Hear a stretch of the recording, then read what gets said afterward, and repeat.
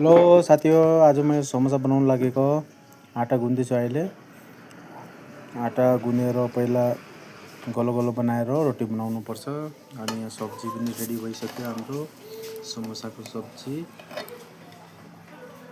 पुरा निमक हल्दी सल्दी हालेर रेडी बनाइसक्यो। अनि समोसाको सब्जी बनाइसकेर रोटी बनाइसक्यो। यस्तो रोटी बनाउनु पर्छ नि त समोसा बनाउन लागि। यस्तो बनाइसकेर फेरि भुन्नुपर्छ मजाले। यसरी पेलेर राख्नुपर्छ सबै मिलाएर। अनि बादमा यस्तो पेली पेकिङ गर्छ यहाँ अब समोसालाई। यहाँ मेरो समोसा पनि पेकिङ भएर रेडी भइसकेको छ साथी हो। हेर्न सक्छ तपाईहरुले 80 पिस समोसा भएको छ यहाँ टोटल 80 पिस समोसा रेडी भइसकेको छ।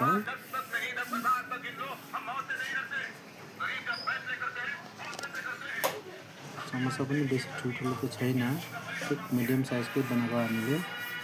किनकि यहाँ ज्यादा ठुल्ठुलो बनायो भने पनि लस हुन्छ नि त। यहाँ तेल हाल्दैछु, 4 लिटर तेल गइसक्यो। अब बारी हो समोसा हाल्ने। समोसा हालेर हामीले आगो जलाउनु पर्छ। समोसा सबै हालिसक्यो भने समोसा हालिसकेर अब आगो फुक्ने टाइम आयो।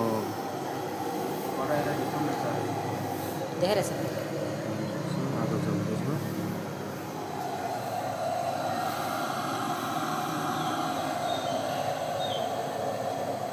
आगो पुरा जल्दैछ।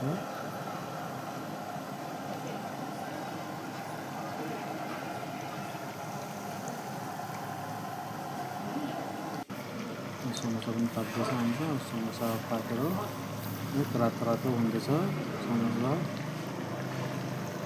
बेसी होइन, अरू 10 मिनट जस्तो पकायो भने पाकिसक्यो। हाम्रो समोसा पनि रेडी भइसक्यो। मजाले निकाल्नुपर्छ आरामले, त्यो तेल लाग्न सक्छ साथी हो।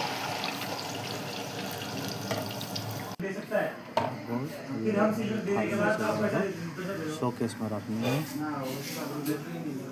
समोसा हाम्रो बनेर तयार छ, रेडी छ। देख्न सक्नुहुन्छ।